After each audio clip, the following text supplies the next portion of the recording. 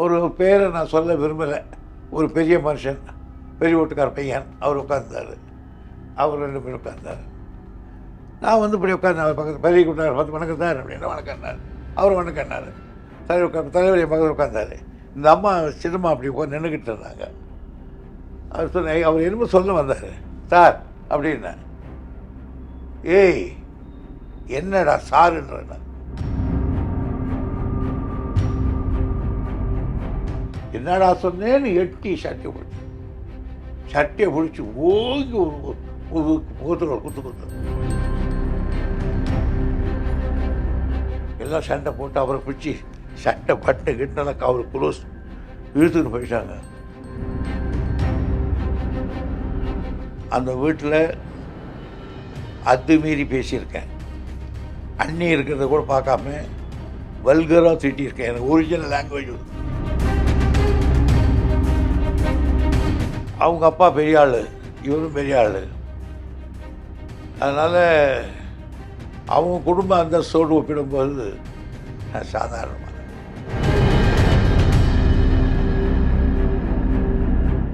அவரே தான் பேசினார். ஐயா, நான் ஒருத்தர் இருக்கும்போதே உங்களுக்கெல்லாம் இந்த நிலைமைன்னா நானும் இல்லாவிட்டா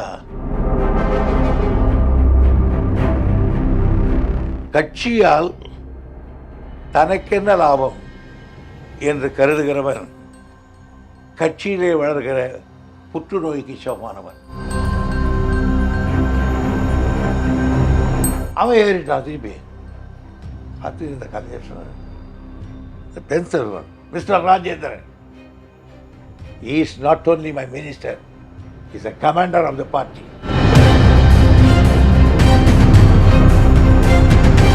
Jayachandran Gold and Diamonds, now at Palikatnai. Taste Daily. Taste the Daily. எனக்கு நடந்ததில்லை, மற்றவங்களுக்கு பாடம் கூட. அண்ணாமலைபுரத்தில் சின்ன வீட்டில் குடியிருந்தார். ஒரு சின்ன ரூம் எதிர். அவர் தலைவர் உட்காந்துருக்கார், பேராசிரியர் உட்காந்துருக்கார், கேபி கந்தசாமி உட்காந்தார், சாதிக்கு பச்சா கண்ணப்பெல்லாம் அப்படி உட்காந்துருக்காங்க. இந்த பக்கம் ஒரு ரோவில் நான் உட்காந்துருந்தேன். ஒரு பேரை நான் சொல்ல விரும்பலை. ஒரு பெரிய மனுஷன், பெரிய வீட்டுக்கார பையன், அவர் உட்காந்துருந்தார். அவர் 2 பேர் உட்காந்தார். நான் வந்து இப்படி உட்காந்து அவர் பக்கத்தில் பெரிய கூட்டார் பார்த்து வணக்கம் சார் அப்படின்னா வணக்கம்னார். அவர் வணக்கம்னார். தலைவர் என் பக்கத்தில் உட்காந்தார். இந்த அம்மா சின்னம்மா அப்படி உட்காந்து நின்றுக்கிட்டு இருந்தாங்க. அவர் சொன்ன அவர் என்னமோ சொல்ல வந்தார். சார் அப்படின்னா, ஏய் என்னடா சாருன்றா,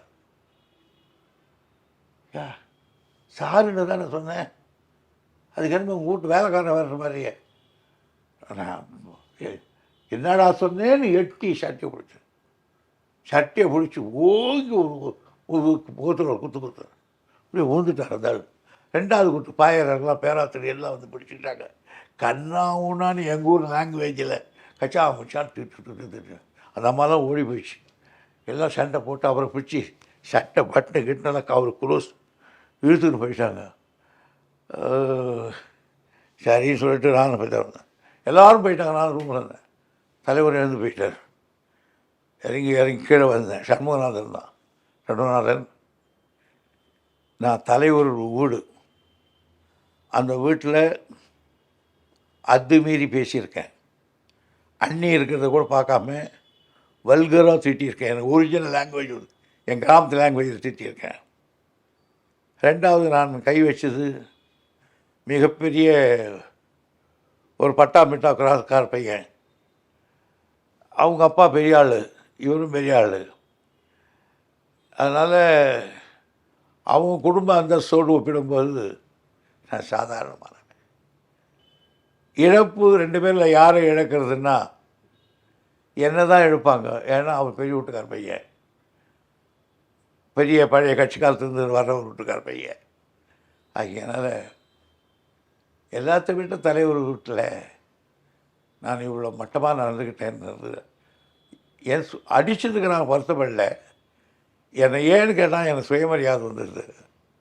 ஆனால் அதுக்காக நான் யூஸ் பண்ண வேர்டுகள்லாம் எனக்கு வாழ்க்கையில் நான் இப்போ யூஸ் பண்ணாத வேர்டுகள். என்ன தலைவர் நிச்சயமாக என் மேலே அவனுக்காவது நடவடிக்கை எடுப்பார். சொல்லிவிடு, என்ன நடவடிக்கை எடுத்தாலும் துரைமுருகன் கட்சியில் இருப்பார், வரைம சண்முகநாதன் அப்படின்னு சொல்லிட்டு போகிறேன். மேலேருந்து கலைஞர் பஸ்ஸில் எழுத்துனார். யார் யார் என்ன போயிட்டான் எல்லாம் போயிட்டாங்க, ஏன் துரைமுருகன் இருக்காங்க, அவன் இருக்க சொல்லலாம் வரேன். சரி தீர்மானம் இப்போ நடக்குதுன்னு குளிச்சுட்டு ஜம்முன்னு வந்தார். வண்டியில் ஏறி உட்காந்தார். நான் பேசாமல் நின்னேன். வண்டியில் ஏறி உட்காந்தேன். அப்போ தான் சத்யபிராம் சாகர் ரோடுக்கா போக வண்டி. சத்யபிராம் சாகர் ரோடில் போயிடுச்சு வண்டி. நானும் பேசலை, அவரும் பேசலை. அவரே தான் பேசினார். ஐயா, நான் ஒருத்தர் இருக்கும்போதே உங்களுக்கெல்லாம் இந்த நிலைமைன்னா, நானும் இல்லாவிட்டால் இந்த மிட்டா மிராசுக்காரனுங்க உங்களை என்னையா பாடுபடுத்துவான் அப்படின்னார். சொன்னவனை ஆட்சி விட்டேன். டபான் பின்னால் உட்காந்து கத்தை குறிஞ்சி ஒரு காலை தொட்டு, அண்ணே மன்னிச்சுக்கண்ணே, என் சுயமரியாதை உணர்வு அடக்க முடியலன்னு. நீ அப்படி நடந்துக்கலன்னா உன் சுயமரியாதை நான் சந்தேகப்பட்டிருப்பேன்.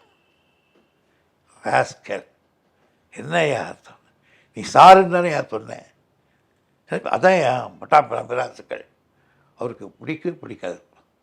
யாருமா செய்வார்? இப்போ இன்றைக்கு அரசியலில் இருக்கக்கூடியவங்க கற்றுக்க வேண்டிய முக்கியமான விஷயம் கலைஞர் அவர்களிடம் இருந்து என்னென்ன? அவர் என்ன சொன்னார்ன்றது கொட்டேஷனாக சொல்லிடுறேன். 2 வகையா. கட்சியால் தனக்கென்ன லாபம் என்று கருதுகிறவன் கட்சியிலே வளர்கிற புற்றுநோய்க்கு சமமானவன். தன்னால் கட்சிக்கென்ன லாபம் என்று கருதுகிறவன் கட்சியினுடைய இரத்த நாளம் போன்றவன் அப்படின்னு. நீங்கள் தப்பே பண்ணால் கூட அந்த கட்சியில் உறுதியாக அந்த பண்ண மன்னிச்சிடுவார். ஆகையினால அவருடைய முதல் ஆரம்பமே ஒரு கட்சியில் கொள்கை பிடிப்பு இருக்கணும். நான் முத்துராமலிங்கம் அவர் 3 பேரும் கோட்டைக்கு போகிறோம். அப்போ முத்துராமலிங்கம் ஃபுட் மினிஸ்டர். அங்கே போய் உட்காந்தார். ஒரு பென்சில் ஒன்று இருந்தது, அதை ஒட்டிக்கிட்டே இருந்தார். அந்த தலைவர் கையில் வச்சுட்டு சீஃப் செக்ரட்டரி கூப்பிட்டுனார் ராஜேந்திரன்.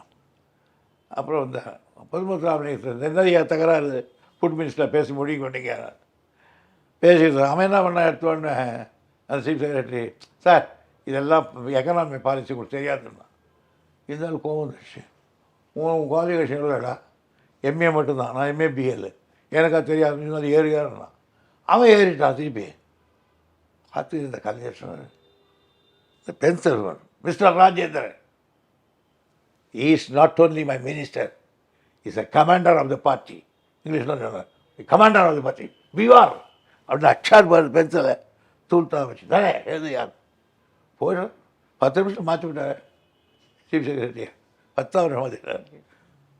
கட்சிக்காரனை எவனையும் விட்டு கொடுக்க மாட்டாருமா. அவர்களும் விட்டு கொடுக்க மாட்டார். Jayachandran Gold and Diamonds, now at Palikatnai.